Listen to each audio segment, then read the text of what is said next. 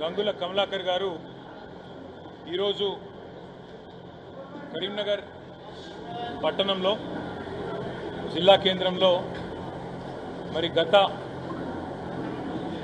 ఉమ్మడి కరీంనగర్ జిల్లా ఏదైతే ఉన్నదో ఆ జిల్లాకు సంబంధించిన 13 నియోజకవర్గాల ఇన్ఛార్జీలు అదేవిధంగా గౌరవనీయులైన శాసనసభ్యులు గౌరవ శాసన మండలి సభ్యులు జిల్లా పార్టీల అధ్యక్షులు అదే మాదిరిగా సీనియర్ నాయకులు అందరినీ కూడా ఈరోజు కరీంనగర్లో సమావేశం అవుదాం. పెద్దలు కేసీఆర్ గారి నేతృత్వంలో 24 సంవత్సరాలు పూర్తి చేసుకొని 25వ సంవత్సరంలో ఆనాడు టీఆర్ఎస్ ఈరోజు బీఆర్ఎస్గా ఉన్న తెలంగాణ ఉద్యమ జెండా 25 ఏళ్లు నిండుతున్న ఈ శుభ సందర్భాన మనం కరీంనగర్ జిల్లా నుంచి పెద్ద ఎత్తున మన వాళ్ళందరూ కూడా ఉత్సాహంగా ఉన్నారు తరలి రావడానికి.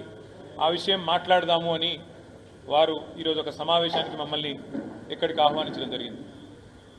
మరి సంతోషం ఏమంటే ఈరోజు చాలా కాలంగా కరీంనగర్ జిల్లా పార్టీ కార్యాలయం కూడా మేము వాడకంలోకి తీసుకురాలేదు. ఇవాళ కమలాకర్ గారు అదేవిధంగా జిల్లా పార్టీ అధ్యక్షులు జీవి గారు పట్టణ పార్టీ అధ్యక్షుడు సోదరుడు హరిశంకర్ గారు అందరూ కలిసి ఈరోజు దాన్ని ఫంక్షనల్ కూడా చేసినందుకు వారికి హృదయపూర్వకంగా అభినందనలు.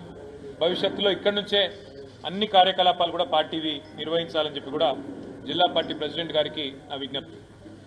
ఈ సంవత్సరం టీఆర్ఎస్ పార్టీకి చాలా కీలకమైన సంవత్సరం కాబోతా ఉన్నది. మాకు 24 ఏళ్ళు నిండి 25వ ఏట మనం అడుగు పెట్టడం అంటే ఇది సామాన్యమైన విషయం కాదు, మాకు సంబంధించి చిన్న విషయం కాదు.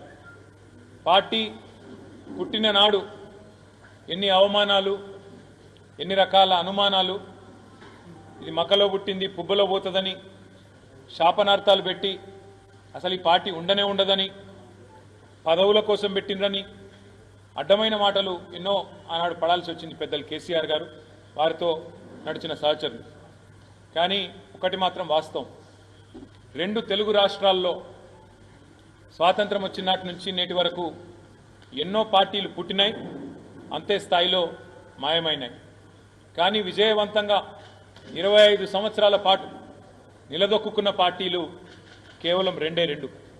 ఒకటి తెలుగువాడి ఆత్మగౌరవ బావుట ఎగరవేస్తూ ఎన్టీ రామారావు గారు స్థాపించిన పార్టీ తెలుగుదేశం పార్టీ. ఇవాళ ఆ పార్టీ ఆంధ్రాకి పరిమితమైంది, కొత్తగా ఏర్పడ్డ ఆంధ్రప్రదేశ్కి పరిమితమైంది. కానీ రెండవ పార్టీ